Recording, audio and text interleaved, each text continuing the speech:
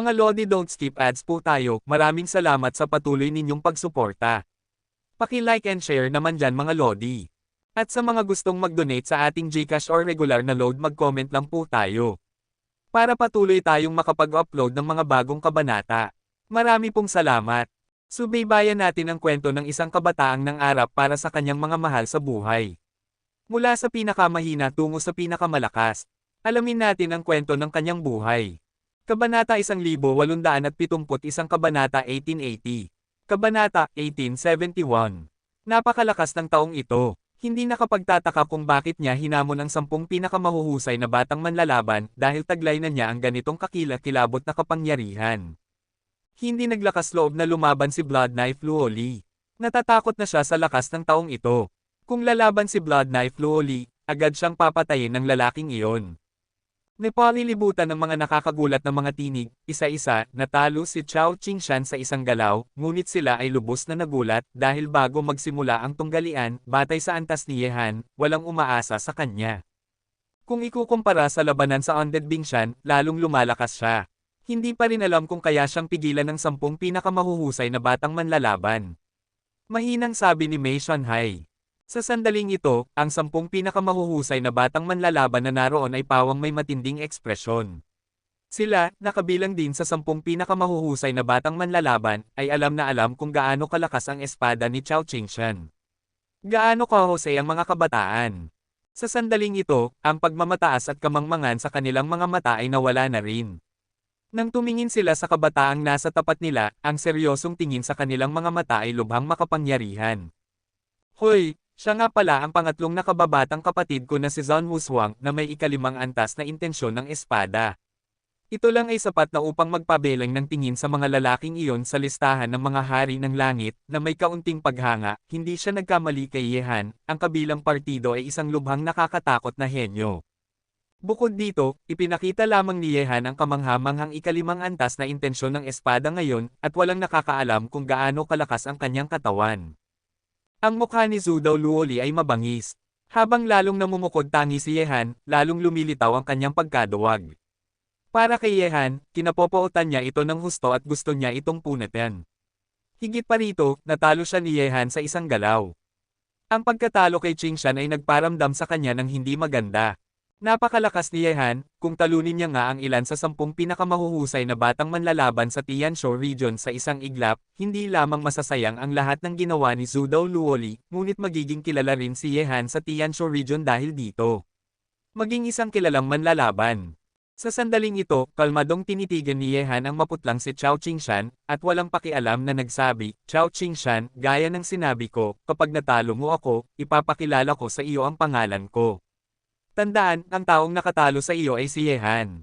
Nang marinig ito, ang mukha ni Chao Qingshan ay napakasam, ngunit matapos makipaglaban kay Yehan, alam niya na ang takot ng kalaban ay higit sa kanyang kakayahang hamanin. Bukod dito, naramdaman ni Chao Qingshan na ang espada kanina ay hindi ang tunay na lakas ni Yehan, ang kalaban ay may mas nakakatakot na kapangyarihan na nakatago sa kanyang katawan kaysa sa espada kanina. Yehan? Kung talunin niya nga ang ilan sa 10 pinakamahuhusay na batang manlalaban sa Tianzhou region ng sunod-sunod ngayon, kung gayon, natatakot ako na hindi magtatagal, ang salitang Yehan ay magiging sikat sa Tianzhou region at magiging isang sikat na manlalaban. Isang henyo na hindi mapapansin ng sinuman. Naisip ng mga tao sa mundo, ang kanilang mga mata ay nakatuon pa rin kay Yehan. Susunod, sino ang hamon? Sa sandaling ito, ang mga mata ni Yehan ay dahan-daang napunta sa 10 iba pang pinakamahuhusay na batang manlalaban sa Tianzhou region. Sa ngayon, natalo na si Chao Qingshan, ngunit hindi pa tapos. 6 sa 10 pinakamahuhusay na batang manlalaban na dumating dito, bukod kay Chao Qingshan, na natalo na, at kay Luoli, na hindi naglakas loob na lumaban, 4 pang iba ang naroon. Ako, si Mei Shanhai, ay nais na matuto ulit. Sa oras na ito, matapos huminga ng malalim si Mei Shanhai, unti-unti siyang lumabas. Bagaman alam niyang hindi siya makakapantay kay Yehan, hindi siya maglakas loob na lumaban tulad ng Blood Knife Luoli. Dahil natalo mo na siya, Mei Shanhai, ako, si Liu Fengyan, ay dapat pumasok para sa ikalawang labanan. Kung gusto mong ipagtanggol ang reputasyon ng 10 pinakamahuhusay na batang manlalaban, hindi ka dapat mabibigo. Gayunpaman, habang lumalabas si Mei Shanhai, isang gwapong binata ang lumabas din, ang kanyang titig ay nakatingin kay Yehan na parang kutsilyo. Mukhang hahayaan ka naming mauna. Nang makita ito, tumigil ang dalawang natitirang batang manlalaban. Bagaman napakalakas ni Yehan, hindi sila matatakot na lumaban para sa karangalan ng 10 pinakamahuhusay na batang manlalaban. Kaya ano kung malakas? Bakit hindi nyo nalang tigilan ang pagtatalo, kayong apat ay sabay-sabay na umakyat? Sa oras na ito, nang gusto ng apat na batang manlalaban na harapin si Yehan, isang kalmado ngunit lubhang mayabang na pangungusap ay nagmula rin sa bibig ni Yehan. Bakit hindi kayo apat na umakyat ng sabay-sabay? Bagaman ang mga salitang ito ay sinabi ng kalmado, ang mga ito ay tunog na lubhang mayabang sa mga tainga ng mga taong nasa paligid. Sa 10 pinakamahuhusay na batang manlalaban sa Tianshu Region, maliban kay Zhu Dao Luoli at Mei Shanhai na hindi pa nakapasok sa kalahating hakbang na kataas-taasang kaharian, ang 8 pa ay pawang kalahating hakbang na kataas-taasan, na may sobrang lakas sa pakikipaglaban, at hindi sila kapantay ng mga ordinaryong kalaban ng parehong kaharian.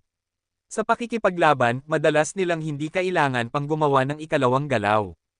Gayunpaman, dahil dito, sila ay naging 10 pinakamahuhusay na batang manlalaban sa Tianshu Region. Bagaman sila ay nagyayabang sa sarili, kinikilala rin sila ng maraming tao. Pagkatapos ng lahat, ang kanilang mga talento ay hindi maihahambing sa mga ordinaryong henyo. Sa ngayon, pamaniniyehan ang 4 na taong ito ng sabay-sabay, 3 silang kalahating hakbang na kataas-taasang henyo, kasama si Mei Shanhai, isang makapangyarihang batang Panginoon. Ang line-up na ito ay medyo malakas, at higit sa lahat, si Yehan ay nasa huli na yugto, kaya niyang talunin si Chao Qingshan sa isang galaw, ngunit hindi ito nangangahulugan na matatalo rin ni Yehan ang 3 kalahating hakbang na kataas-taasang batang Panginoon ng sabay-sabay. Sa sandaling ito, dahil sa mga salita ni Yehan, muling nagkaroon ng pag-uusap sa mundo. Ang taong ito, tama ba ang narinig ko? Gusto niya talagang hamanin sina Liu Fengyan at ang iba pa ng sabay-sabay. Sa gayong pinagsamang kapangyarihan, bilang mga henyo, ang kanilang lakas sa pakikipaglaban ay hindi kasing simple ng 1+1 ay katumbas ng 2. Kabanata 1872. Sa ganitong kakilakilabot na pinagsamang kapangyarihan, kahit ang veterano na kalahating hakbang na kataas-taasang nakalubog na sa kalahating hakbang na kataas-taasang kaharian sa loob ng daan-daang taon ay maaaring hindi manggahas na tanggapin ang galaw. Bagaman natalo ng taong ito si Chao Qingshan gamit ang kamangha-manghang lakas, ngunit, 1 laban sa 4, hindi ba't medyo mayabang? Nang marinig ang nakakatakot na mainit na mga talakayan mula sa mundo, ang mga mata ni Zhang Wushuang ay puno rin ng diwa ng pakikipaglaban. Ang mga salita ni Yehan ay nagbigay sa kanya ng walang hanggang diwa ng pakikipaglaban. Sa sandaling ito, siya, na likas na mahilig makipaglaban, ay naisip din ang isang laban sa espada. Gayunpaman, ang laro sa bahay ngayon ay kay Yehan. Bagaman nagkaroon siya ng diwa ng pakikipaglaban, hindi niya magnanakaw ang atensyon ni Yehan. Para kay Yehan, ngayon ay isang magandang pagkakataon upang maging sikat sa unang labanan. Umaasa siya na ang kanyang kapatid, tulad niya, ay may sariling prestihiyo sa Tianshu Domain. Hoy! Sa lalong madaling panahon, malalaman ng lahat sa Tianshu Region na ang mayabang na lalaking ito ay ang aking kapatid na si Zhang Wushuang, pangatlong kapatid. Ang labanan ng katanyagan ngayon, hindi mo dapat pababayaan ang mga tao. Ngumisi si Zhang Wushuang, at ang kanyang nag-uumapo na diwa ng pakikipaglaban ay unti-unting napigilan niya. Sa oras na ito, matapos sabihin ni Yehan ang mga salitang iyon, si Luo Li, ang Blood Knife, ay mukhang nasasabik. Nais niya na si Yehan mismo ang humingi ng kamatayan. Sa 1 laban sa 4, hindi niya inisip na mapipigilan siya ni Yehan. Bukod dito, sa ibang salita, kahit na mapigilan si Yehan, natatakot siya na siya ay nasugatan na. Dapat mong malaman na sa 10 pinakamahuhusay na batang manlalaban sa Tianshu Region, mayroon pa ring 4 sa mga pinakamakapangyarihang lalaki na hindi pa lumilitaw. Mayabang na lalaki, humuhukay ka ng iyong sariling libingan. Tinitigil ni Liu Fengyan si Yehan gamit ang madilim na mga mata. Ang mga magkakatulad ay nagtitipon, si Zhang Wushuang ay napakamayabang, iyon ay dahil mayroon siyang lakas ng pagmamataas, at ikaw, tila, ay hindi gaanong mahina kaysa sa kanya. Hamanin ang 4 sa amin ng sabay-sabay, hindi ka natatakot sa buhay na sabihin ito, walang buhay. Gusto mo bang tamasahin ang ganitong uri ng kaluwalhatian? Sa tabi ni Liu Fengyan, isang payat na binata ang matalas na nagsabi. Ang 4 sa amin ay nagtulungan, kahit na ikaw ay walang kapantay sa lakas sa pakikipaglaban, natatakot ako na mawawalan ka ng buhay. Nang marinig ito, si Yehan ay nagsabi ng patag, ang iyong mga salita ay medyo sobra. Dahil ba sa ako ay mayabang o kayo ay masyadong mahina? Mas mabuting subukan ninyo at malalaman ninyo. Masyado akong abala at wala akong oras para makipagtalo sa inyo. Kayong apat kong manggahas kayong lumaban, gumawa na kayo ng hakbang, at wala ng reklamo sa buhay o kamatayan. Ang iyong ginoo ay mabilis na pumalo ng letigo. Kung mamatay ka, si Zhang Wushuang ay hindi mananagot. Malamig na tinitigan ni Liu Fengyan si Zhang Wushuang. Nang marinig ito, si Zhang Wushuang ay may nakakatawang ngiti sa kanyang mga labi, kung mayroon ka talagang kakayahang talunin ang aking pangatlong nakababatang kapatid, ako, si Zhang Wushuang, ay magiging humanga pa rin sa inyong 10 batang manlalaban. Sa ganoong kaso, tumigil na sa walang kwentang pag-uusap at lumaban. Ang tibak ni Liu Fengyan ay biglang nakatakas, na nakaturo ng pahilig sa kawalan, at may isang nakakatakot na matalas na aura na namumukadkad mula sa kumikinang na talam. Nang makita ito, sina Mei Shanhai at ang dalawang iba pang batang manlalaban ay naglabas din ng kanilang sariling mga espada. Ang apat sa kanila ay nakatayo sa isang kawalan, diretso na nakatingin sa posisyon ni Yehan. Sa isang iglap, 4 na intensyon ng espada ang sumulpot sa kanila. Sa kawalan sa itaas ng ulo, tila isang nakakatakot na Diyos ng espada ang lumitaw sa kawalan na iyon, na handa nang maglabas ng isang nakapipinsalang suntok. Ang tagpong ito ay nagpagawa sa mga karamihan sa mundo na manood ng sunod-sunod. Sa sandaling ito, ang mainit na pag-uusap sa mundo ay naging tahimik. Sa isa laban sa 4, gusto nilang makita kung ang kabataang lalaking nagsabi ng mga ganitong mayabang na salita ay mayroon. Ganoong kakilakilabot na kasanayan. Patayin. May isang pagsabog ng pagsigaw, tulad ng kulog na gumugulong, at sa ilalim ng titig ng mga nasa paligid, 4 na batang manlalaban ay sumugod na kay Yehan gamit ang kanilang mga kutsilyo. Ang bilis ay kasing bilis ng isang balkzo ng hangin. Ang momentum ay hindi mapipigilan. Ang liwanag ng espada at ang intensyon ng espada ay lubos na kamanghamanghang, ginagawa ang mundong ito na isang larangan ng digmaan para sa pagpatay. Ang 4 na liwanag ng espada ay tumagos sa kawalan, at dumating kay Yehan ng sabay-sabay. Sa sandaling ito, ang 4 na liwanag ng espada ay nagsama-sama, bagaman sila ay nakatutok lamang kay Yehan, ngunit nagparamdam ito sa lahat sa mundong ito na sila ay inaatake ng 4 na liwanag ng espada. Parang nakakulong, at malapit ng mamatay sa ilalim ng liwanag ng nakakatakot na kutsilyong ito. Ang pinagsamang lakas ng 4 na taong ito ay kakilakilabot. Ang mga puso ng mga tao sa mundo ay palihim na nanginginig. Agad, ang kanilang mga mata ay tumingin kay Yehan na tahimik na nakatayo sa kawalan, na nakaharap sa tagpong ito ng kalmado. Ang kalaban ay hindi pa gumagalaw. Ngunit kaya niya bang pigilan ito? Bigla, hinugot ni Yehan ang kanyang espada, at isang kakilakilabot na lamig ang tumagos mula sa kanyang katawan. Ang kakilakilabot ng lamig na iyon ay tila nagyayelo sa mundo, lahat ng bagay sa mundo. Nagyayelong espada, daan-daang milya sa yelo, selyo. Sa isang iglap, winasiwas ni Yehan ang kanyang espada patungo sa langit at lupa. Sa espadang iyon, mayroong isang kakilakilabot na kapangyarihan ng yelo, at ang daloy ng hangin sa kawalan ay agad na nagyelo.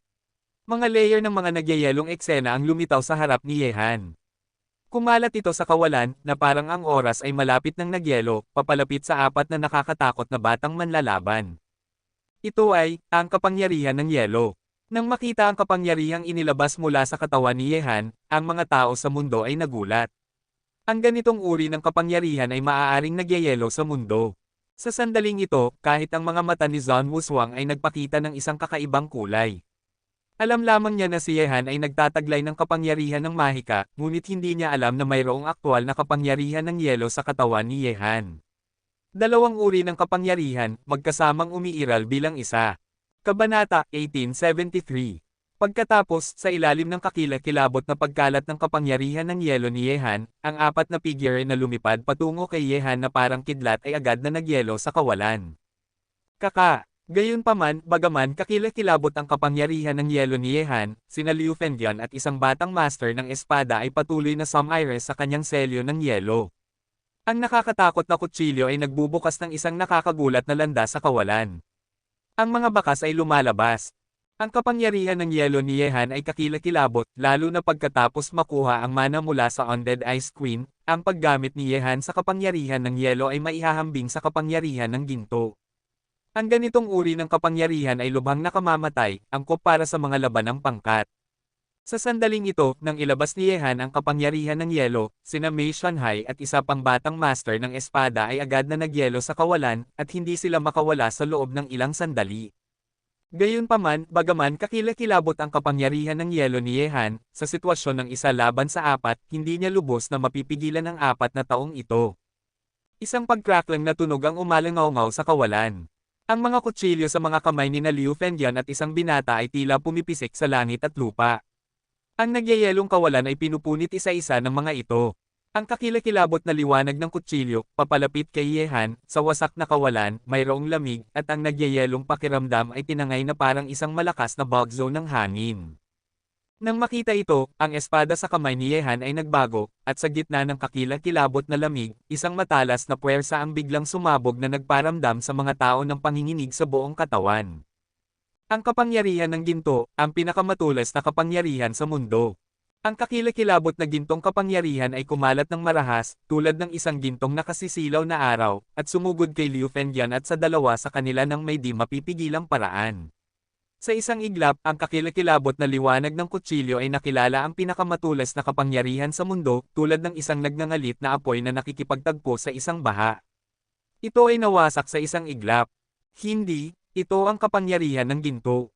Ang mga mukha ni Liu Fengyan at ng dalawa pa ay lubos na nagbago, at sila ay umatras sa isang iglap, iniiwasan ang pagkalat ng gintong kapangyarihan. Ang kanilang kakilakilabot na liwanag ng kutsilyo ay direktang nawasak ng gintong kapangyarihan. Nakaharap sa lubhang matalas na kapangyarihang terorista, ang kanilang mga kasanayan sa espada, ay tila napakamarupok. Ano kayang matalas na kapangyarihan, ito ba ang kapangyarihan ng ginto? Nang makita ang gintong puwersa na palm unit sa kawalan at agad na winasak ang kakilakilabot na liwanag ng espada ni Liu Fengyan at ng dalawa sa kanila, ang mga ekspresyon ng mga tao sa mundo ay nagulat. Paano ito posible? Ang ginamit niya kanina ay ang kapangyarihan ng yelo, at ngayon ay ginagamit niya ang kapangyarihan ng ginto. Maaaring ang taong ito ay may dalawang uri ng kapangyarihan sa isang tao. Natatakot akong posible na ang isang tao ay nagtataglay ng dalawang uri ng kapangyarihan, at naunawaan niya ang ikalimang antas na intensyon ng espada sa huli na yugto ng dakilang karangalan. Saan galing ang taong may ganitong kakilakilabot na talento? Hindi nakapagtataka na si Lian Zhonwushuang, na napakamayabang at walang hanggan, ay nakilala siya. Sa ganitong makapangyarihang talento, kung bibigyan mo siya ng kaunting oras, natatakot ako na magkakaroon siya ng lakas sa pakikipaglaban upang maabot ang listahan ng mga hari. Hindi, ang taong ito ay nagtataglay ng higit sa dalawang uri ng kapangyarihan. Nakita ko ito sa Blood Cloud City. Ang ipinakita niya noon ay kakilakilabot na kapangyarihan ng mahika. Sa makatuwid, mayroong marahil 3 uri ng kapangyarihan sa katawan ng taong ito. Ang ilang mga taong nakakita kay Yehan sa Blood Cloud City ay sumigaw ng may pagkagulat. Ang nakakagulat na aura sa mundo sa sandaling ito ay halos nagpigil sa walang hanggang lakas sa pakikipaglaban. Sa isang salita, ang nakapaligid na mundo ay nagulat. 3 uri ng kapangyarihan ang nagtitipon sa katawan ng isang tao. Hindi pa nila nakikita ang ganitong uri ng bagay. Sa sandaling ito, ang binata na naging dayog ng kapangyarihan ng ginto ay mukhang napaka-misteryoso sa kanilang mga mata, na parang ang kanyang katawan ay natatakpan ng isang layer ng nakabalot sa isang mahiwagang ningning. 3 uri ng kapangyarihan, ang aking pangatlong nakababatang kapatid ay talagang kamangha-manghang. Natatakot ako na ang kanyang talento ay hindi na mas mababa sa akin na si Zhonwushuang. Sa hinaharap, tiyak na magkakaroon siya ng lugar sa listahan ng mga hari ng langit. Tinitigil ni Zhonwushuang si Yehan gamit ang mga mata na parang apoy, na parang gusto niyang makita si Yehan. Sa sandaling ito, gusto niyang malaman kung gaano karaming kapangyarihan ang itinatago ni Yehan. Ang 3 kapangyarihan ba ang kanyang limitasyon? Sa kawalan, ang nagyayelong larawan ay nabasag, at ang gintong kapangyarihan ay kumalat. Sina Liu Fengyan at ang dalawa pa ay umatras na parang isang malakas na hangin. Sa kanilang mga matang parang pakikipaglaban, ang matinding tingin ay muling lumitaw. Ang kabilang partido ay nang ahas na hamanin silang 3, ito ay lumalabas na isang kakilakilabot na kapangyarihan sa kanyang katawan. Sa sandaling ito, sina Liu Fengyan at ang iba pa ay muling nakatayo sa isang kawalan, at ang kanilang mga mata ay nahulog kay Yehan. Mag-ingat, sa pagkakaalam ko, ang kanyang lakas ay higit pa doon. Huminga ng malalim si Mei Shanhai. Nakita niya ang pagkilos ni Yehan noong nasa Immortal Ice Mountain siya, kaya medyo alam niya ang tungkol kay Yehan. Nang marinig ito, ang pagiging seryoso sa mga mata ni na Liu Fengyan at ng iba pa ay lumalim. Mukhang ang pagtutulungan ninyong apat ay hindi masyadong maganda. Ngayon, tiyak na matatalo kayo. Tinignan din ni Yehan sina Liu Fengyan at ang apat pa, na may diwa ng pakikipaglaban sa kanyang mga mata. Sina Liu Fengyan at ang apat ay nagtulungan. Gamit ang kalahati ng kanyang lakas na pinilit, gusto niyang talunin ang apat na ito ng magkasama, napakadali. Ang mga salitang ito ay nagdulot din ng pagbabago sa pares ng mga nakakagulat na mata sa mundo. Sa isa laban sa apat, ang binata na hindi nila inaasahan ay masyadong malalim ang pagtatago. Gusto niyang manalo laban kina Liu Fengyan at sa iba pa. Magtulungan, natatakot akong posible. Lumaban ulit, Kabanata 1874. Gamit ang isang pagindayog ng longevity sword sa kamay ni Yehan, ang nag-uumapo na enerhiya ng espada ay naging puting liwanag at umungal sa kawalan sa itaas ng kanyang ulo, naghihintay sa tawag ni Yehan na pumatay anumang oras.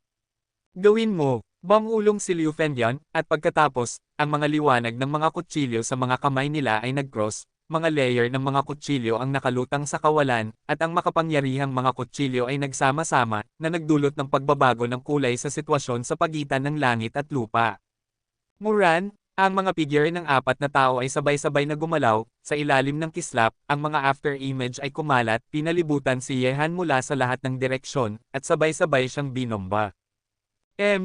Sina Ren-er at ang iba pa ay may napakahusay na kasanayan sa espada, at hindi nila mababago ang kinalabasan ng pagkabigo ngayon.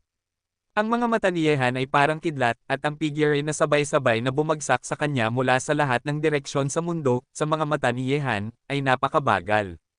Sa paghahambing ng bilis, nakaharap sa mga batang henyo ng parehong henerasyon, si Yehan ay hindi kailanman natakot sa sinuman. Pagtakbo ng libo-libong milya. Sa susunod na sandali, ang figure ni Yehan ay lumilipad sa mundo, naglalakbay ng libu-libong milya. Ang kakilakilabot na martial art na ito ay pinagsanayan ng Immortal Ice Queen. Sa isang pag-iisip, maaari siyang maglakbay ng libu-libong milya. Ang bilis ay napakabilis na kahit si Yehan ngayon ay nakarating lamang siya sa isang maliit na antas ng tagumpay sa set na ito ng martial arts, ngunit hindi ito maihahambing kina Liu Fengyan at sa iba pa.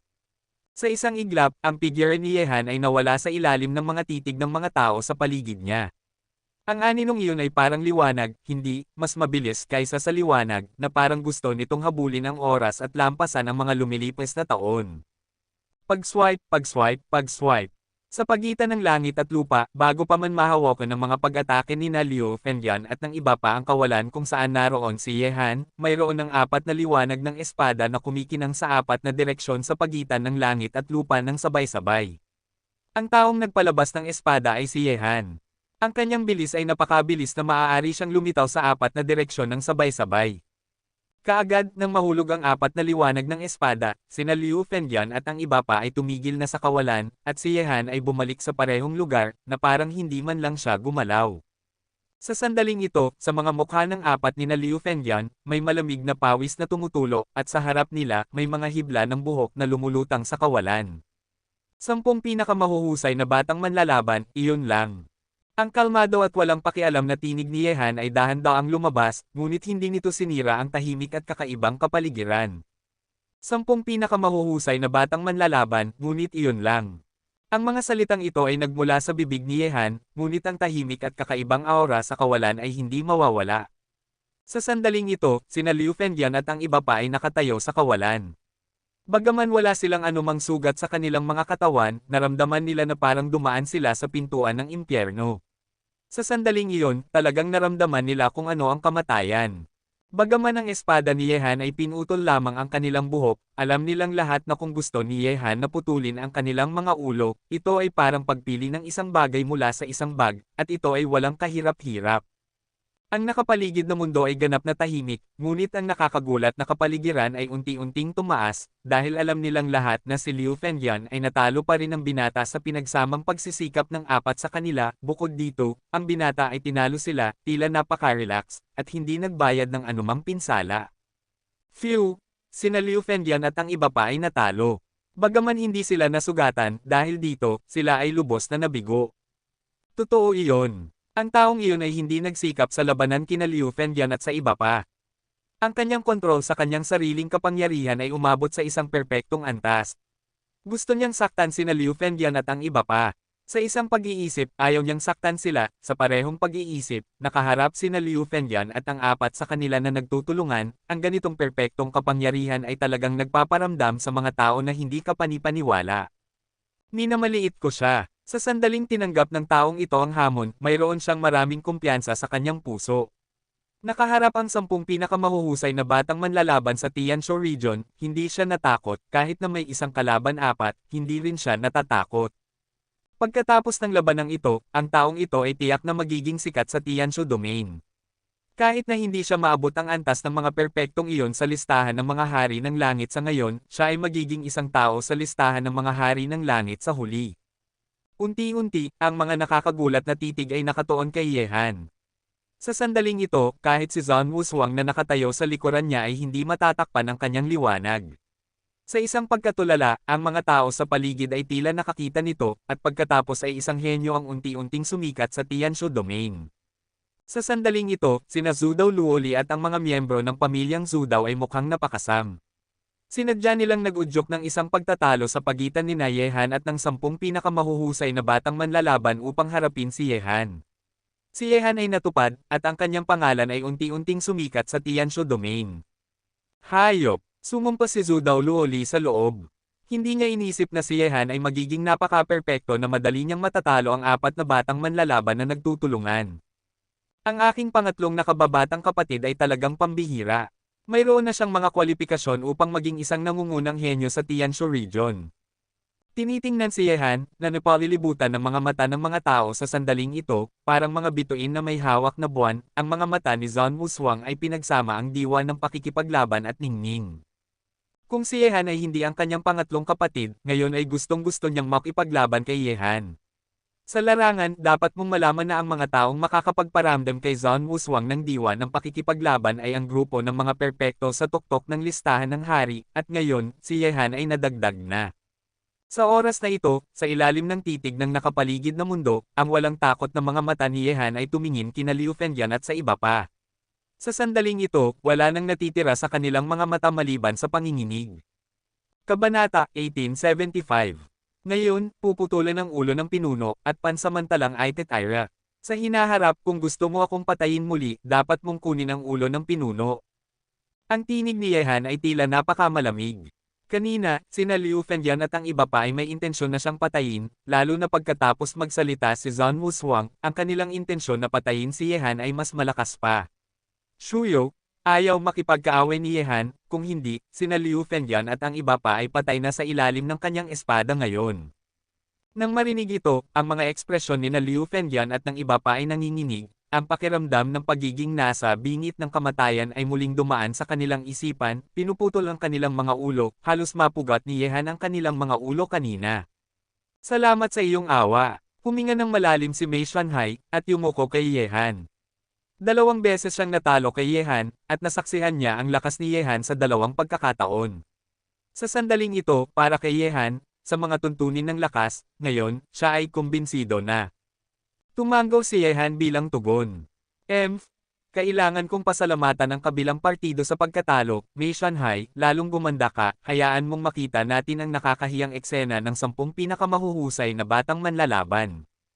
Muran, pagkatapos mahulog ang mga salita ni Mei Shanhai, isang malamig na tinig ang biglang dumaan sa kawalan hindi kalayuan, upang ang sinuman sa mundong ito ay malinaw na marinig ang mga salita.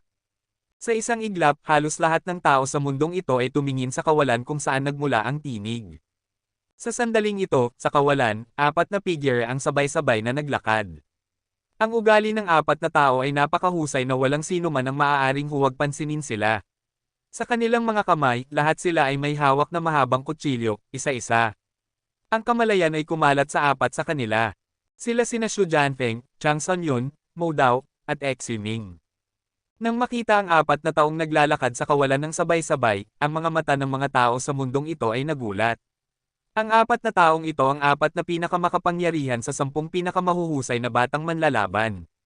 Walang pagbubukod, silang 4 ay naunawaan na nila ang ika-4 na antas na intensyon ng espada, at batay lamang dito, silang 4 ay maaaring tumayo sa itaas ng 6 na iba pa sa 10 pinakamahuhusay na batang manlalaban. Ang mga taong ito ay sa wakas ay nandito na. Huminga ng malalim si Liu Fengyan. Sa ngayon, 6 sa 10 pinakamahuhusay na batang manlalaban sa Tianshu region ay natalo na ni Yehan. Ito ay nagdulot na ng kahihiyan sa kanila bilang 10 pinakamahuhusay na batang manlalaban. Kung walang darating upang palitan sila pagtingin sa sitwasyon, malamang na magkakaroon ng mga alingaw-ngaw na kumakalat sa Tianshu region sa hinaharap na ang 10 pinakamahuhusay na batang manlalaban ay lalabas ng magkasama, at matatalo sila sa isa sa kanila. Inilagay mo ang mga sibuyas sa iyong mga butas ng ilong upang magpanggap na isang elepante, at ikaw ang huli na lumitaw sa entablado. Talaga bang iniisip mo na sila ay ganoong makapangyarihang mga tauhan? Nakita ito ni Zhang Wushuang, at isang malamig na tingin ng pagkawalang galang ang walang hiyang lumitaw mula sa kanyang mga mata pagkatapos lumabas. Tiningnan niya si Yehan at sinabi, "Pangatlong kapatid, sa ngalan ng kapatid, turuan ang mga nakakainis na taong ito ng leksyon." Nang marinig iyon, si Yehan ay hindi nagsalita, ang kanyang mga mata ay napunta na sa 4 na taong iyon, ang aura ng 4 na taong ito ay mas malakas kaysa kina Liu Fengyan at sa iba pa. Gayunpaman, nang tingnan ni Yehan ang 4 na taong iyon, hindi rin nila pinansin si Yehan. Natatalo mo na ang 6 sa kanila sa isang iglap. Ngayon ay sapat na ang atensyon mo. Panahon na upang ipaalam sa iyo kung anong presyo ang kailangan mong bayaran sa pagwawalang bahala sa 10 pinakamahuhusay na batang manlalaban. Ang kanyang buong katawan ay sumabog. Kung mayroon kang kakayahan, tinatanggap kita. Tiningnan ni Yehan ang 4 na tao at sinabi, "Lumang alituntunin, kayong 4 ay dapat umakyat ng magkasama, tapusin ang laban ng maaga, at tawagin itong isang araw dahil wala talaga akong pasensya para makipaglaban sa inyo. Magpatuloy na gumastos dito." Nang marinig ito, isang apoy na tingin ang biglang sumilay sa mga titig sa pagitan ng langit at lupa. Ang mga salita ni Yehan ay nagdulot ng isang malalim na pagnanais na pumatay na sumilay sa mga mata ni Shu Jianfeng at ng 4 pa na orihinal na nakahihigit, pinupuno ang mundo. Maraming tao ang hindi nang ahas na huwag pansinin sila, maliban sa listahan ng mga hari ng langit. Gayunpaman, tulad ni Yehan ang isang hindi kilalang tao ay ang una. Ipinangako na ang 4D update ay magaganap sa loob ng 5 hanggang 7 araw. Sa unang pagkakataon, ang 4D update ay matatapos at magpapatuloy bukas. Nababaliw ka na. Talaga bang iniisip mo na kung natatalo mo sina Liu Fengyan at ang iba pa, maaari mong hamanin kaming 4? Ang titig ni Shu Jianfeng ay parang sulo, at naglakad siya patungo sa posisyon ni Yehan kasama sina Chang Sanyun, Mo Dao, at Xi Ming sa kawalan. Mula sa kanilang mga katawan, ang kakilakilabot na intensyon ng Taebaek ay nagsama-sama sa isang kakilakilabot na ilog ng intensyon ng Taebaek. Sa kombinasyon ng kanilang mga hininga, sila ay mas malakas kaysa kina Liu Fengyan at sa iba pa. Nang makita ito, sina Liu Fengyan at ang iba pa na nakatayo sa harap ni Yehan ay isa-isa na umatras, at sina Shu Jianfeng at ang iba pa ay dumating. Ang labanan dito ay wala nang kinalaman sa kanila ngayon. Bakit palaging tinatanong ng mga tao ang mga ganitong labis at hanggal na bagay? Si Yehan ay may panunuya sa kanyang mukha. Hoy, ang mga taong ito ay may mga utak ng baboy na may mataas na pagpapahalaga sa sarili. Si Zhang Wushuang ay ngumisi sa likuran ni Yehan, at ang mayabang na mga salita dito, maliban sa kataas-taasang makapangyarihan ng Blood Knife family, ay siya lang ang nangahas na sabihin kina Shu Jianfeng at sa iba pa. Nang marinig ito, sina Shu Jianfeng at ang iba pa ay may nakakatakot na lamig sa kanilang mga mukha.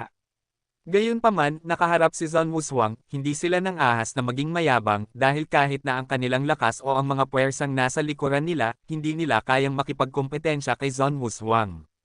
Upang ihambing, kahit na tinatawanan sila ng kabilang partido, maaari lamang nilang lunukan ang galit na ito.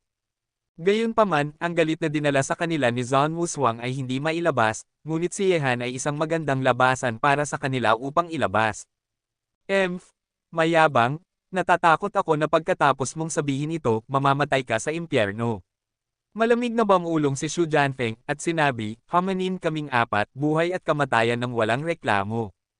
Siyempre, ang buhay at kamatayan ay nakasalalay sa kapalaran, ngunit dahil pinalampas ko ang kanilang mga buhay, maaari ko ring palampasin ang sa inyo, maliban kung mayroon ka talagang lakas upang patayin ako. Tiningnan ni Yehan sina Shu Jianfeng at ang iba pa, malamig na ngumiti, at sinabi. Kabanata 1876. Mabuti, ang iyong buhay ay desidido ng 4 sa amin. Bigla, ang intensyon ng Taebaek na natipon sa mga katawan ng 4 ni Shu Jianfeng ay naging mas malakas. Sa ilalim ng paghila ng intensyon ng Taebaek na iyon, ang mga kutsilyo sa mga kamay ng 4 sa kanila ay nagsimulang umugang at manginig. Nang makita ang tagpong ito, ang mga masigasig na titig sa mundo ay naging mas may pag-asa. Bago ito, maliban kay Blood Knife Luoli na hindi nang ahas na lumaban, ang iba pang 10 batang manlalaban ay natalo na ni Ye Han. Sa kasalukuyan, sina Xu Jianfeng, ang 4 na pinakamakapangyarihang batang manlalaban, ay lumitaw. Maaari pa bang mapanatili ng binata na may sirang braso ang kanyang hindi natatalong record, na natatalo ang grupong ito ng makapangyarihang mga kaaway na may isang kalaban 4? Ang mga nakapaligid na tao ay nakatitig sa gitnang lugar, sina Ye Han at Xu Jianfeng ay magkaharap, sa mga mata ng magkabilang panig, mayroong isang kakila-kilabot na diwa ng pakikipaglaban na tumataas. Klang! Klang! Klang! Muran, 4 na liwanag ng espada ang lumitaw sa isang iglap. Sa sandaling ito, sina Xu Jianfeng at ang 4 sa kanila ay sabay-sabay na naglabas ng kanilang mga espada. Ang bilis ng mga espada ay kasing linas na parang sila ay konektado sa isa't isa. Ang 4 na liwanag ng espada ay marahas ding pumatay kay Ye Han ng sabay-sabay. Paparating, walang awa, sa landas ng kawalan, 4 na bitek sa kawalan, gamit si Ye Han bilang sentro, ay kumalat patungo sa posisyon ni Ye Han, na parang nilalamon ang kanyang katawan sa isang suntok. Pagtakbo ng libo-libong milya, bigla, ang kakilakilabot na bilis na iyon ay ipinakita muli ni Ye Han, at ang kanyang figure ay tuluyang nawala sa kawalan ng walang bakas, na parang sa sandaling ito, nawala ang anino ni Ye Han sa mundong ito, at siya ay tumakas sa pangkalahatang kawalan. Rumble! Sa susunod na sandali, sumabog ang kawalan kung saan nakatayo si Ye Han kanina. Ang mapanirang kapangyarihan ay nagdulot ng isang mahiwagang itim na butas na direktang lumitaw sa kawalan, at mga hibla ng mapanirang kapangyarihan ang tumulo mula rito. Gayunpaman, ang gayong makapangyarihang pinagsamang suntok ay hindi nagdulot ng kahit kaunting pinsala kay Ye Han. Saan napunta ang taong iyon? Napalilibutan ng mga tao sa mundo, ang mga mata ng karamihan ay nag-scan, naghahanap sa figure ni Ye Han.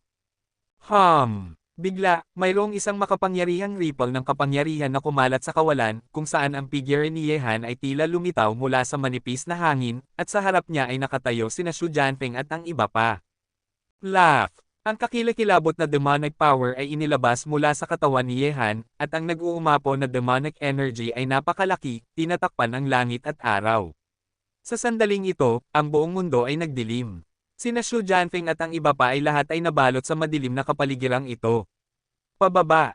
Lumitaw na siya, ang kapangyarihan ng Diablo, ito talaga ang kapangyarihan ng Diablo. Naramdaman ng lubhang makapangyarihang nakakaagnas na kapangyarihan sa pagitan ng langit at lupa, ang mga tao sa paligid ay agad na nagulat. Sa sandaling ito, si Ye Han ay nagpakita na ng 3 uri ng kapangyarihan. Ang ganitong uri ng sitwasyon ay bihira sa Tianshu Domain. Huwag magpigil, pigilan mo siya. Malamig na sumigaw si Xu Jianfeng, ang kutsilyo sa kanyang kamay ay sumabog ng daan-daang mga liwanag, tulad ng libu-libong mga palaso, na sumasabog patungo sa madilim na mundo. Sa 3 iba pang direksyon, ang mga kamay ni na Chang Sanyon, Mo Dao, at Xi Ming ay sumabog din ng mga makapangyarihang fake. Sa isang iglap, ang mundong ito ay naging isang mundo ng mga espada. Ang banggaan sa pagitan ng madilim na kapangyarihan at ng espada ay parang-parang dalawang mundo ang nag-aagawan, ang isa ay mabuti at ang isa ay masama, ang kawalan ay nawawasak saan man, at ang pagcrackling na tunog ay naririnig sa mga tainga ng lahat, na nagdudulot ng panginginig sa takot. Whoosh! Sa kawalan, umatras ang figure ni Ye Han. Ito ay talagang medyo mahirap para sa kanya na makipaglaban sa kombinasyon ng 4 na batang Panginoon gamit ang kapangyarihan ng mahika, maliban kung maglalabas siya ng mas kakilakilabot na kapangyarihan. Patayin! Nang makita ang pag-atres ni Ye Han, sina Xu Jianfeng at ang iba pa ay may pagnanais na pumatay sa kanilang mga mata, at isa-isa nilang sinugod si Ye Han. Ang tagpong ito ay nagdulot ng pagyayelo sa mga mata ng mga nanunood mula sa langit at lupa. Maaaring ang taong may walang kapantay na lakas sa pakikipaglaban ay matatalo ng 4 ni na Xu Jianfeng. Sapat na ang paglalaro ko, panahon na para maranasan mo ang mga talagang makapangyarihang pamamaraan. Sa pagkakataong ito, gagamitin kita bilang pagsubok. Tinitingnan ng 4 na kakilakilabot na figure na mabilis na sumusugod, ang tinig ni Ye Han ay kasing lamig ng yelo, at kaagad, nakita niya ibinaba niya ang kanyang espada at tumayo, ang kanyang mahigpit na nakakuyong na kamao ay biglang nakabuka, at pagkatapos, isang mahiwagang puwersa ang inilabas mula sa kanyang katawan kaagad, na nagparamdam sa lahat sa mundo na napakamisteryoso. Nabalot! Sumigaw si Yehan, at gamit ang isang pag-indayog ng kanyang palad, ang mahiwagang puwersa na iyon ay binalot sina Shu Jianfeng at ang iba pa, tulad ng isang hindi nakikitang lambat ng langit at lupa. Nabalot ng kapangyarihang iyon, sa sandaling ito, sina Shu Jianfeng at ang iba pa ay biglang nakaramdam na parang ang kanilang mga kaluluwa ay nakakulong ng isang uri ng kapangyarihan. Ang mahiwagang kapangyarihang iyon ay gustong puksain ang kanilang mga kaluluwa at mabaliw na pinupunit ang kanilang mga kaluluwa. Kabanata 1877. Sa isang iglap, mga matinis na hiyaw ang nagmula sa mga bibig ng apat ni na Shu Jianfeng. Pulang-pula ang kanilang mga mata, nanlalaki ang mga mata, at ang mga ugat ay lumitaw sa kanilang mga noo. Parang mga mababanggas na hayop, ang dugo ay umaagos mula sa mga sulok ng kanilang mga mata. Nang makita ito, lahat ng tao sa mundo ay nagulat. Paano naging ganito kaapos happy sina Shu Jianfeng at ang iba pa, na orihinal na nakikipaglaban na parang langit, nang walang kabuluhan. Si Yehan ay nakatayo sa kawalan, nakatingin sa apat sa kanila, sina Shu Jianfeng. Sa ilalim ng takip ng kapangyarihan ng kalikasan, kung hindi siya titigil, ang apat na ito ay tiyak na mamamatay. Sa kawalan, mga matinis na hiyaw ang nagmula sa mga bibig ng apat ni na Shu Jianfeng. Sa ilalim ng takip ng kapangyarihan ng paglikha ni Yehan, ang mga kaluluwa ng apat sa kanila ay nagdurusa ng kakilakilabot na trauma. Gaano kasakit ang kapangyarihan ng paglikha sa kaluluwa? Naramdaman na ito ni Yehan sa Soul Slayer Array ng Qin Clan, at ang nilalaman ng Soul Slayer Array ay ang espiritu ng magandang kapalaran, hindi ang kapangyarihan ng magandang kapalaran. Magiging mas kakilakilabot pa ito. Bagaman ang ganitong uri ng kapangyarihan ay hindi nakikita at hindi napapansin, at ang pagsakit sa mga tao ay hindi rin nakikita, ngunit ang kapangyarihan nito ay napakakakilakilabot na ang mga taong nasaktan ng kapangyarihan ng kalikasan ay hindi na muling gugustuhing tiisin ito. Sa nakapaligid na mundo, isa-isang nahulog ang mga natatakot na mata kay Shu Jianfeng na lubhang kaapos happy sa sandaling ito. Walang nakakaalam tungkol sa mahiwagang kapangyarihan na binalot sa kanila, ngunit alam ng lahat na ang mahiwagang kapangyarihan ay lubhang kakilakilabot. Gamit ang lakas ng apat ni na Shu Jianfeng, hindi nila ito kayang tiisin. Anong uri ng kapangyarihan ito? Sa sandaling ito, ang ilang mga kataas-taasang makapangyarihan ng pamilyang Zhou daw ay sumimangot. Gamit ang kanilang paningin, hindi nila makita kung anong uri ng kapangyarihan ang ginagamit ni Yehan ngayon. Ang ganitong uri ng kapangyarihan ay tila napaka-misteryoso at makapangyarihan. Ang taong ito ay talagang nagugulat sa mga tao ng lalo pa. Talaga bang hindi ko alam kung gaano karaming mga trick ang nakatago sa kanyang katawan na hindi pa nahahayag? Huminga rin si Zhang Wushuang sa sandaling ito. Ang kahusayan ni Yehan, sa sandaling ito sa kanya ang ningning ay halos nagpigil kay Zhang Wushuang. Tanggapin. Muran, isang mahinang sigaw ang nagmula sa bibig ni Yehan, at dahan-dahan niyang binawi ang kanyang palad, at pagkatapos, ang mahiwagang kapangyarihan na binalot sina Shu Jianfeng at ang iba pa ay dahan-daang kumalat sa mundo, at sa puntong ito, ang tunog na umalingaw-ngaw sa mundo ang matinis na tinig ay unti-unting humina. Sa sandaling ito, ang apat ni na Shu Jianfeng, na lubhang mayabang noong una, ay lubhang kaapis-hapis. Ang kanilang mga mukha ay kasing puti ng nyebe, ang kanilang mga mata ay mapula, at may mga mantsa ng dugo sa mga sulok ng kanilang mga mata. May mga hibla ng pagkatakot na kumakalat mula sa kalaliman ng kanilang mga mata. Para bang kakatapos lang niyang dumaan sa pintuan ng impyerno. Nang muling tumingin sila kay Yehan, may natitirang takot na lamang sa kanilang mga mata. Sa sandaling ito, matapos maranasan ito sa kanilang sarili, alam na nila na bagaman ang binata na may sirang braso ay hindi kasing husay nila, ang kanyang lakas at paraan ay malayo. Sila ay nasa itaas nila, kung gusto ni Yehan na patayin sila kanina, sina Shu Jianfeng at ang iba pa ay mamamatay sa impyerno gamit lamang ang isang pag-iisip. Lahat, ano ang nararamdaman ninyo? Si Yehan ay nakatayo na nakatalikod ang mga kamay sa kawalan, tiningnan ang apat ni na Shu Jianfeng, at sinabi, isa laban sa apat, tila ako ay maswerteng maswerte, at nanalo ulit ako. Gaya ng sinabi ko, ililigtas ko ang inyong mga buhay. Ngayon, hindi ko alam kung mananalo kayo. Damit. Nang marinig ito, ang pulang mga mata ni na Shu Jianfeng at ng iba pa ay nagyelo. Ang mga salita ni Yehan ay hayagang nagpapahiya sa kanila. Gayunpaman, ayaw na talaga nilang maranasan ang paraan ng pakikitungo sa kanila ni Yehan kanina. Ang ganitong uri ng sakit na tumatagos sa buto ay mas kakilakilabot pa kaysa sa kamatayan. 10 pinakamahuhusay na batang manlalaban, tumigil na tayo dito. Ngayon, hindi ako papatay ng sinuman, ngunit sa hinaharap, huwag mo akong sisihin sa pagiging walang awa. Bangulong si Yehan, ang kanyang mukha ay naging napakasam na nakatingin kay Xu Jianfeng at sa iba pa ay muling nagsabi, ngayon, nagdulot kayo ng kahihiyan sa inyong sarili. Ang reputasyon ng 10 pinakamahuhusay na batang manlalaban ay nasira na. Kung gusto mong magreklamo, sisihin ang taong naghamon sa kanya. Habang nagsasalita, tiningnan ni Yehan si Zhu Daoluoli na may panunuya sa kanyang mukha. Niloko siya ng kabilang partido. Bagaman wala si Yehan na pagkakataon na maalis si Zhu Daoluoli, hindi siya paparamdam ni Yehan na mas mabuti. Nang marinig ang mga salita ni Yehan, sina Xu Jianfeng at ang iba pa ay hindi mapigil ang tumingin sa posisyon ni Zhu Daoluoli gamit ang kanilang pangit na mga mata. Ang hamon na ito ay iminungkahi niya. Kung walang hamon na ginawa niya kay Yehan, ang kasalukuyang 10 pinakamahuhusay na batang manlalaban ito ay isa pa rin sa 10 pinakamahuhusay na batang manlalaban noon. Gayunpaman, sa labanan kay Yehan sa sandaling ito, ang lahat ng 10 pinakamahuhusay na batang manlalaban sa Tianshu region ay natalo, at ang pagkatalo ay kakilakilabot, sinisira ang prestihiyo ng kanilang 10 pinakamahuhusay na batang manlalaban. Nang makita ang mga titig ni Xu Jianfeng at ng iba pa na tumitingin, ang ekspresyon ni Zhu Daoluoli ay biglang nanginginig. Siya lamang ang hindi kayang tiisin ang galit ng napakaraming tao. Bagaman alam niya na sina Xu Jianfeng at ang iba pa ay hindi nang ahas na harapin siya dito, siya ay nalulula sa mga taong ito.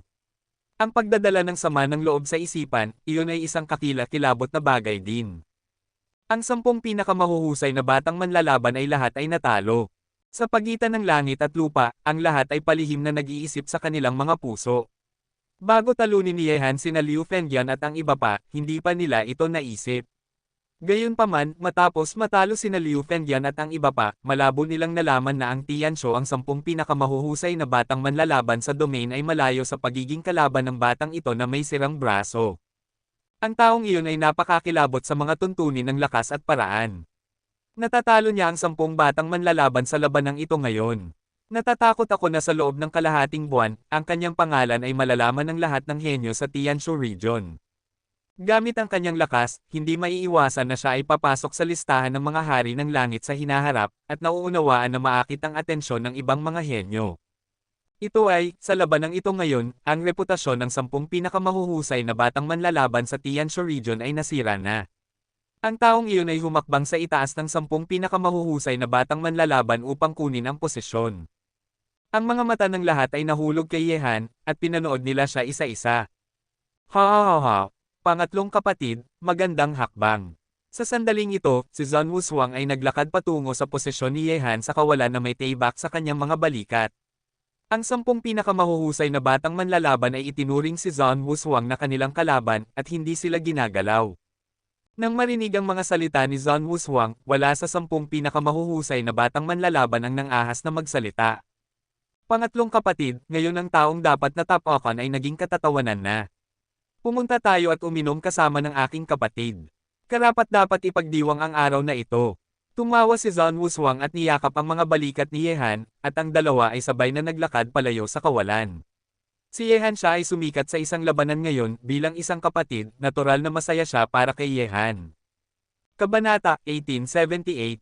Nang makita ito, ang karamihan sa pagitan ng langit at lupa ay unti-unting nagkalat, at ang mga nabigo ay natural na umalis isa-isa.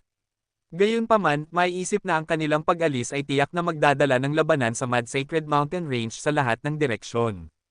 Ang lahat ng mga batang manlalaban ay natalo ng iisang tao, at malapit na itong kumalat sa buong Tianshu region. Sina Yehan at Zhang Wushuang ay hindi pa umaalis sa Guangsheng Mountain Range sa ngayon. Sa tuktok ng isang bundok, ang dalawa sa kanila ay nagkaroon ng magandang oras sa pakikipag-usap at pag-iinom, kung gaano kasarap. Pangatlong kapatid, ito ay bago ka sumikat sa Tianshu region. Sa loob ng kalahating buwan, ang iyong pangalan, Yehan, ay tiyak na lalaganap. Sa oras na iyon, ikaw at ako, mga kapatid, ay maaaring magkasamang bumagsak sa mga taong iyon sa listahan ng mga hari ng langit. Altar, sakupin ang kanilang posisyon. Sa tuktok ng bundok, si Zhang Wushuang ay tumawa ng malakas, ganap na ipinakita ang kaunting pagmamataas at impormalidad, at ang alak sa kanyang kamay ay nahulog sa kanyang bibig. Kung maswerte ako, gusto kong sumama sa aking pangalawang kapatid. Ang puso ni Yehan ay puno ng pagmamalaki, ang mga taong iyon sa listahan ng mga hari ng langit ay mga layunin din ni Yehan, at pareho silang mga henyo. Alam ni Yehan na sa hinaharap, siya at ang mga taong ito ay tiyak na magkikita. Ang inuming ito, hindi alam ng dalawa kung gaano karami ang kanilang nainom, at sila ay uminom ng sagana sa loob ng 3 araw. Pakikipag-usap tungkol sa alak, pakikipag-chat tungkol sa sinauna at modernong panahon, at mga tao ng lahi ng tao, lahat ng ito ay nagmula sa bibig ni Zhang Wushuang, na nagpalawak din ng pananaw ni Ye Han, alam na maraming mga henyo, malalakas na tao, at mga kapangyarihan sa lupain ng lahi ng tao. Ang lupain ng lahi ng tao, ito ay isang napakagandang mundo. Sa buong kasaysayan, hindi mabilang na mga henyo at makapangyarihan ay nalibing. Gayun din, sa bawat panahon, ang ilang mga protagonista ng panahon ay isisilang. Kuwit-kuwit, pangatlong kapatid, ang Tianshu Domain ay napakakapanapanabik, at ang mundo ng lahi ng tao ay mas kapanapanabik pa. Kung magkakaroon ka ng mas mahabang pananaw, ang kahangahangang larawan ng buong God and Demon Continent ay nagpapapanabak sa mga nangungunang masasamang tao ng lahat ng lahi. Ako, si Zhang Wushuang, ngayon ang layunin ay ang Tianshu Domain, at ang susunod na hakbang ay ang mga henyo ng buong mundo ng lahi ng tao. Ang mga mata ni Zhang Wushuang ay puno ng diwa ng pakikipaglaban, at ang susunod na hakbang, narinig ko na ang mga Diyos sa mga Diyos ay nagwawala, kung saan nagtitipon ang mga henyo ng 4 na lahi, sila ang magiging target ng aking Zhang Wushuang.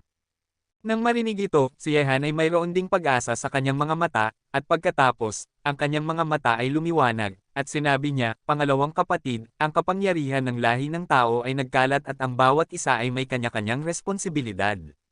Naisip mo na ba na kung may isang tao na mamamahala sa mundo ng lahi ng tao, mabuti ba o masama iyon?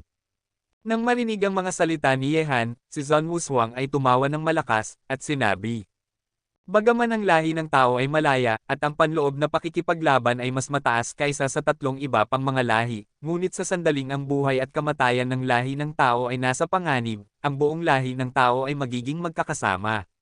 Gayunpaman, isipin upang pag-isahin ang lupain ng lahi ng tao, walang sino man ang nakagawa nito sa buong kasaysayan. Bagaman halos pinag-isa ng Kangklan ang lupain ng lahi ng tao, nabigo pa rin sila sa huli. Ang hindi magagawa ng sino man, dapat gawin ng isang tao. Tumawa si Ye Han, ang kanyang ambisyon ay napakahusay na itago na kahit si Zhang Wushuang ay hindi ito natuklasan, gaano ito kapangyarihan. Umiling si Zhang Wushuang at sinabi, ang Kangklan ay ang lahing ayaw banggitin ng Human Clan, at ito ay itinuturing ding isang bawal. Para sa kanila, ang mga nakakaalam nito ay mga matatandang anti-gong bagay. Gayunpaman, ang Kangklan ay isa sa 12 sinaunang angkan. Ang Kangklan sa kanyang kasagsagan ay halos pinamunuan ang lupain ng lahi ng tao, at ligaw kung nahulaan na ang Kangklan sa kanyang kasagsagan ay may higit sa isang Heavenly Emperor powerhouse. Ang mga mata ni Ye Han ay nagulat, mayroong higit sa isang Heavenly Emperor powerhouse, anong uri ng konsepto ito? Sa ilalim ng Emperor of Heaven, gaano karami ang iba pang makapangyarihang tao? Pag-uusapan, nakilala ko ang isang tao mula sa Kangklan kalahating taon na ang nakakaraan. Dapat siyang isang lubhang kakilakilabot na henyo sa Kangklan. Sa oras na iyon, siya ay nasa Supreme Realm of Calamity na. Iniisip ang Kangklan na nagkukunwaring lalaki, isang batang babae mula sa pangkat etniko, sinabi ni Ye Han. Nang marinig ito, sumimangot si Zhang Wushuang, at sinabi, ang Kangklan ay muling lumitaw. Maaaring hindi pa sila naubos.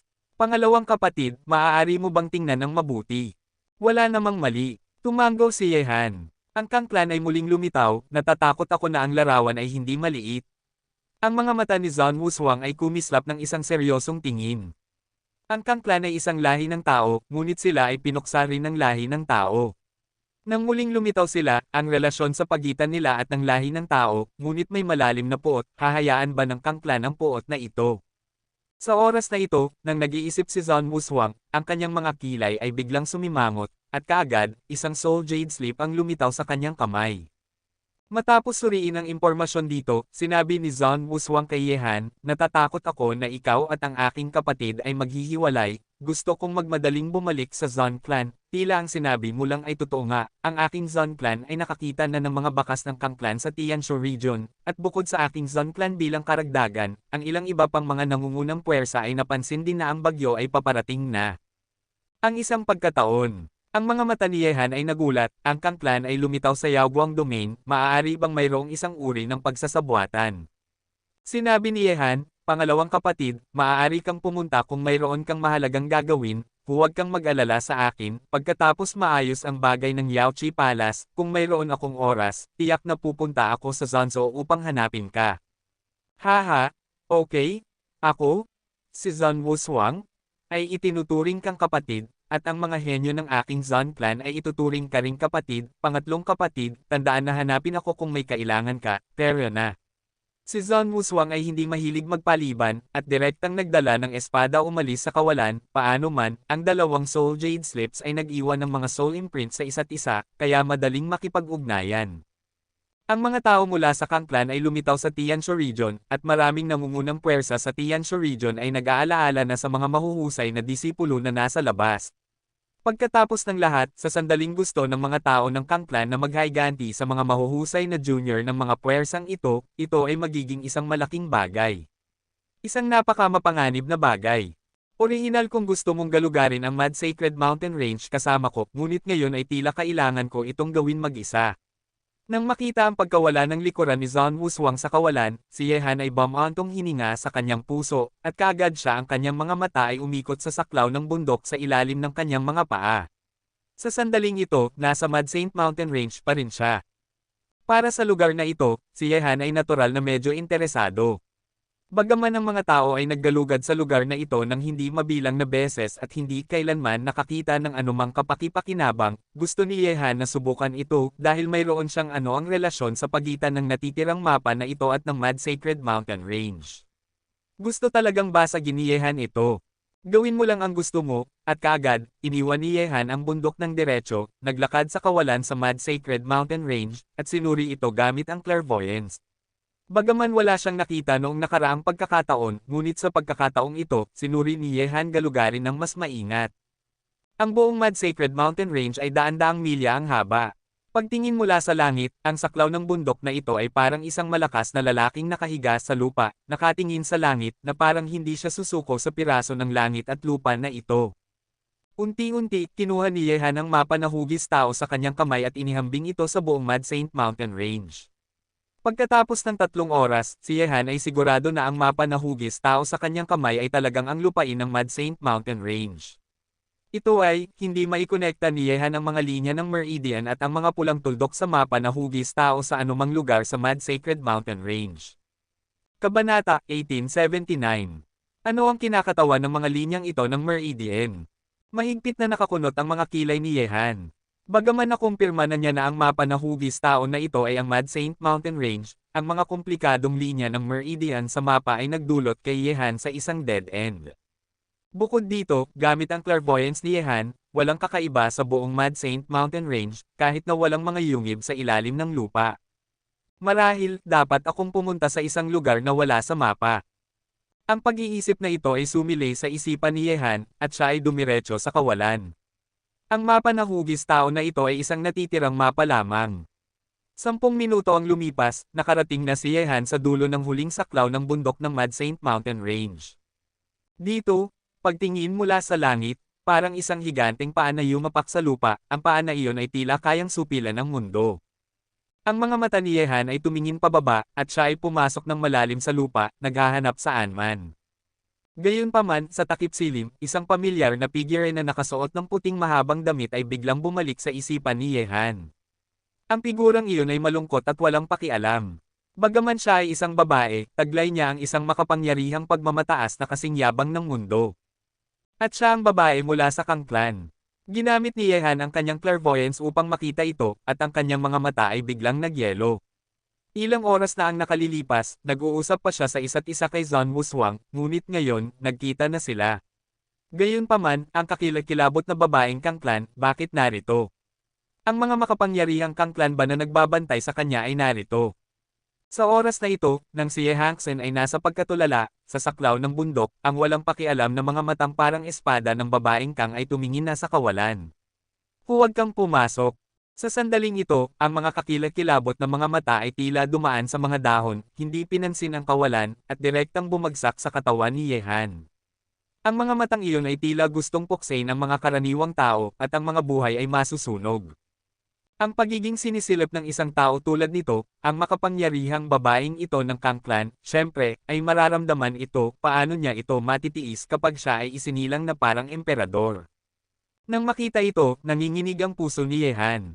Ang mga mata ng babae ay nagparamdam sa kanya ng kakilakilabot na lamig. Kung gusto siyang patayin ng kabilang partido, malamang na hindi ito magtatagal. Kaagad, direktang binawi ni Yehan ang Chen mo. Talagang hindi matalino ang maging kaaway ng isang kakilakilabot na babae. Bukod dito, ang kasalukuyang lakas ni Yehan ay hindi sapat na upang pukawin ang babaeng ito. Sa susunod, bago kunin ang iyong buhay, kukunin ko ang iyong mga mata. Ang malamig na tinig na ipinadala mula sa mga bundok sa ibaba ay umalingaw-ngaw sa mundong ito ng matagal. Nang marinig ito, si Yehan ay nakahinga ng maluwag. Mabuti na lang at hindi nagalit ang babae. Sa sandaling magalit siya, si Yehan ay kailangang tumakbo para sa kanyang buhay. Bukod dito, hindi alam ni Yehan sa ngayon kung ang grupo ng mga malalakas na lalaki na nagbabantay sa mga babaeng Kang ay lumitaw din dito, kung ang mga malalakas na lalaki ay darating din, kung ang babaeng Kang na ito ay gustong harapin siya, si Yehan ay walang alinlangang mamamatay. Ang babaeng ito ay napakakilabot, mas nakakatakot pa kaysa kina Zon Wuswang at Abby Heavenly King. Huminga ng malalim si Yehan at direktang lumapag sa saklaw ng bundok, ngunit ang kakilakilabot na babaeng Kang ay narito rin, hindi nang ahas si Yehan na gamitin ang kanyang clairvoyance sa ngayon, kung sinaktan niya muli ang babae nang hindi sinasadya, masama iyon. Tungkol naman sa kung bakit lumitaw ang babaeng Kang sa Mad Sacred Mountains. Hindi pa naisip ni Yehan ang tanong na ito sa ngayon. Ang layunin ni Yehan ay ang Tomb of the Holy One, at kung ano ang layunin ng kabilang partido ay walang kinalaman kay Yehan. Sa itaas ng mga bundok, ang mga taluktok ay kumalat, at ang mga matatayog na puno ay sagana. Dito, mas siksik ito kaysa sa orihinal na kagubatan. Sa itaas ng ulo, ang mga dahon ay humaharang sa liwanag, na nagdudulot ng kaunting dilim sa loob, at mayroong isang malungkot na hininga ni Mori. Pagdating sa saklaw ng bundok, direktang tumingin si Yehan sa paligid. Ang hindi kumpletong sulok sa mapa na hugis tao ay mga 10 kilometro ang haba, at ang saklaw ay hindi masyadong malawak. Unti-unti, pagkatapos ng isang oras, halos natakpan na ni Yehan ang lahat. Karamihan sa lugar na ito, ngunit bukod sa anumang kakaiba, kahit isang nilalang ay hindi nakita. Phew! Hindi nakapagtataka na mayroong hindi mabilang na mga adventurer dito, ngunit hindi pa rin sila nakakahanap ng anumang kapaki-pakinabang. Ang lugar na ito ay talagang isang lugar kung saan ang mga ibon ay hindi umiihi. Huminga ng malalim si Yehan. Mga salita, natatakot ako na walang sino man ang darating dito upang magsayang ng oras. Kaagad, nagpatuloy si Yehan sa paglalakad pasulong, nag-iiwan ng isang string ng mga yapak sa mga tuyong dahon sa saklaw ng bundok. Hindi nagtagal, nakita na ni Yehan ang babae mula sa tribo ng Kang. Nakasuot siya ng puting damit at napakagwapo niya sa mga damit ng lalaki. Mayroon siyang pinakamagandang facial feature sa mundo, at mukhang isang hari na naghahari sa mundo ang hangin. Kung magbibihis siya bilang isang babae, tiyak na siya ay isang walang kapantay na kagandahan na maaaring mapailalim ang bansa at ang lungsod. Natatakot ako na sapat na ito upang magpabaliw sa sinumang lalaki sa mundo. Kahit na ang mga babae ay maaaring mahulog sa kanya. Kung ihahambing kay Guken, ang kagandahan ng dalawa sa kanila, itaas at ibaba. Sa sandaling makita niya ang kabilang partido, kahit na ang kabilang partido ay isang babaeng nagkukunwaring lalaki, si Yehan ay natigilan sandali. Ang kabilang partido, na nakasuot ng puti, ay nakatayo sa isang saklaw ng bundok na may pakiramdam ng paghihiwalay at paghihiwalay. Kahit na ang nakasisilaw na araw sa langit ay hindi maitago ang liwanag sa kanyang katawan. Sa kanyang kamay ay isang palad na laki ng balahibo ng halimaw. Gayunpaman, hindi nang ahas si Yehan na magkaroon ng anumang walang katuturang pag-iisip tungkol sa kakilakilabot na babaeng Kang na ito. Ang kanyang mga mata ay nakatuon na sa jade hand ng babaeng iyon, hindi, upang maging tumpak, ito ay ang palad na laki ng balahibo ng halimaw. Kabanata 1880. Bagaman ang dalawa ay mahigit sa 20 metro ang pagitan, nakita pa rin ni Yehan ang mga pulang meridian na magkakakonekta sa balahibo ng halimaw. Nang makita ito, ang mga mata ni Yehan ay kumislap ng apoy. Ang palad na laki ng balahibo ng halimaw sa kamay ng kalaban ay malamang na ang hindi kumpletong sulok ng mapa na hugis tao. Ayaw mo pa ring umalis, gusto mo bang kunin ko ang iyong murang buhay? Muran, ang babae mula sa tribo ng Kang ay tumingin kay Yehan gamit ang isang malamig na titig na parang espada. Ang sulyap na iyon ay nagparamdam sa mga tao na lumubog, ngunit sumabog din ng nakakagulat na intensyon na pumatay. Nang marinig ito, si Yehan ay nakaramdam ng matinding inis, ngunit hindi talaga siya nang ahas na maging mayabang sa babaeng ito. Si Yehan, na lubhang alerto, ay nakaramdam na hindi siya kapantay ng babaeng Kang na ito. Si Yehan ay hindi makasabi kung mayroong anumang malalakas na Kang clan sa paligid. Gayunpaman, patungkol sa balahibo ng halimaw sa kamay ng babaeng Kang, ang apoy sa mga mata ni Yehan ay hindi humina kahit kaunti. Sa sandaling ang kanyang hula ay totoo, kung ang balahibo ng halimaw sa kamay ng kalaban ay ang hindi kumpletong sulok ng mapa na hugis tao, kung ang dalawa ay pinagsama, marahil ay makakahanap ka ng kakaiba. Ito, sa totoo lang, nakita na natin ito noon. Tinuro ni Yehan ang kanyang kamay, nang may pagkapilyo, at sinabi ang isang pangungusap na iyon, kahit anuman, dapat niyang tingnan ang balahibo ng halimaw sa kamay ng babaeng Kang. Bibigyan kita ng 3 hininga, umalis ka, at mamatay ka. Ang tinig ng babaeng Kang ay simple at malamig, at may isang nakakagulat na puwersa na tahimik na kumakalat mula sa panlalaking ngunit magandang katawan. Ang puwersang iyon ay mas malakas kay Yehan. Ito, nakita na natin ito noon. Kung hindi ka keber, paano kung makipag-deal tayo? Marahil ay mabuti rin ito para sa iyo. Patuloy na sumubok si Yehan. May karapatan ka bang makipag-deal sa akin? Ang babaeng Kang ay mukhang malamig, ngunit ang mga salita ni Yehan ay nagpukaw ng kanyang interes, bibigyan kita ng 3 oras pa upang sabihin sa akin ang deal na gusto mong gawin, kung hindi mo ako mapapasaya, ang saklaw ng bundok na ito ang iyong libingan. Nang marinig ito, huminga ng malalim si Yehan at sinabi, kung tama ang aking hula, ang hawak mo sa iyong kamay ay dapat na isang pira-pirasong mapa, at ito ay may kaugnayan sa Mad Sacred Mountain Range. Kung hahayaan mo akong tumingin, marahil ay makakabalik tayo talagang makakahanap tayo ng kakaiba mula sa Mad Sacred Mountain Range na ito. Nang marinig ang mga salitang ito, isang maliwanag na kakaibang kulay ang biglang sumili sa mga mata ng babaeng Kang. Bigla siyang nainteresan kay Yehan, ang mga langgam na maaaring patayin anumang oras sa kanyang mga mata. Kaya, alam mo ba ng mabuti ang natitirang mapa na ito? Bigla, isang babaeng Kang ang naglakad patungo kay Yehan sa saklaw ng bundok. Ang puting damit ni Shengzhou ay napakadalisay na walang sino man ang makakapili ng anumang mga depekto. May isang maselang bango sa kanyang katawan na parang pabango ng katawan. Habang papalapit siya kay Yehan, ang kaakit-akit na bango ay umihip sa hangin sa paligid ni Yehan, na nagpapahirap sa isa na pigilan ang paglubog sa banggang iyon. Gayunpaman, ang kanyang mukha, sa malapitan na pagmamasid, ay mas nakakaakit pa. Ang mukha na ito ay simpleng pinakamagandang mukha sa mundo. Ang lahat ng bagay sa mundo ay matatakpan sa harap niya. Sa sandaling ito, kahit na sinubukan ni Yehan ang kanyang makakaya upang hindi maapektuhan ng kagandahan ng kabilang partido, nawala pa rin ang kanyang kalooban. Ang babaeng ito ay tiyak na isang nangungunang pag-iral na magdadala ng sakuna sa bansa at sa mga tao. Kahit para sa kanya, ang ilang mga tao ay handang isuko ang magandang bansa. Kung sa sandaling maging anak na babae siya, gaano karaming tao ang magiging handang mangarap sa kanya. Mukhang ang iyong mga mata ay napakasuwain. Gusto mo bang bulag ang mga ito? Muran, ang malamig at makapangyarihang mga salita, na napakamalamig at walang anumang emosyon, ay muling lumabas, na nagdulot kay Yehan na medyo naliligaw ay nagmadaling bumalik sa kanyang ulirat, at sinabi niya, nakakita lang ako ng isang tao na maihahambing sa dalaga, kayong lahat ay mga paborito ng mga Diyos sa mundong ito.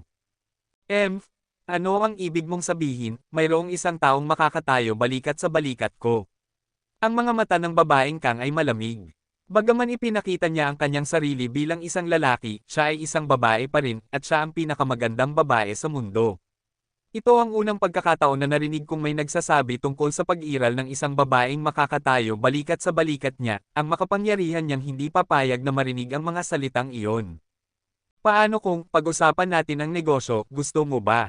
Ang mga mata ni Yehan ay nahulog sa mapa na hawak ng babaeng Kang. Tandaan? Maaari kitang ipakita, ngunit kung hindi mo ako bibigyan ng kasiyasyang sagot, mamamatay ka ngayon. Habang nagsasalita, mayroong isang intensyon na pumatay ng hari na kumalat mula sa babae ng Kang clan, ang marilag na aurang iyon ay nagdulot kay Yehan na hindi makapag-angat ng kanyang ulo sa harap niya. Kaagad, gamit ang isang pag-indayog ng manggas ng babaeng Kang, ang pira-pirasong mapa ay lumipad na patungo kay Yehan. Hindi siya natatakot na tumakas si Yehan gamit ang pira-pirasong mapa. Para sa kanya, napakadali para sa kanya na patayin si Yehan. Kinumpis ni Yehan ang natitirang mapa, nasa ibabaw nito ang mapa ng meridian ng mga binti, ang mga pulang linya ng meridian ay nagpapahirap na makita ang anumang mga pahiwatig, matapos tingnan ito ni Yehan ng ilang sandali, medyo nadismaya siya, sigurado na siya ngayon, ito ay talagang isang nawawalang sulok ng mapa na hugis tao, ngunit wala namang nakitang kapakipakinabang si Yehan kahit na mayroon na siya nitong sulok. Mukhang sinasayang mo ang aking oras. Sa oras na ito, Ang kakilakilabot na intensyon na pumatay ng hari ay biglang kumalat mula sa babaeng Kang patungo kay Yehan, mayabang sa mundo, hindi pinapansin ang mga karaniwang tao. Sa sandaling ito, nakaramdam si Yehan ng isang hininga ng kamatayan na binalot sa kanya. Hintay. Naramdaman ang intensyon na pumatay mula sa babaeng Kang, sumimangot si Yehan, at kaagad na naglabas ng mapa na hugis tao, at sinabi, ito ang topographic map ng Mad Sacred Mountains, at ang iyong natitirang mapa ay nahiwalay sa mapang ito. Lumabas ito, hindi ko pa nagagawa ang huling hakbang, paano mo nalaman na sayang ang oras? Nang marinig ito, ang intensyon na pumatay sa katawan ng babaeng Kang ay unti-unting hamina, at ang mapa na hugis tao na inilabas ni Yehan sa sandaling ito ay nagdulot ng isang kislap ng liwanag na sumilay sa kanyang mga mata.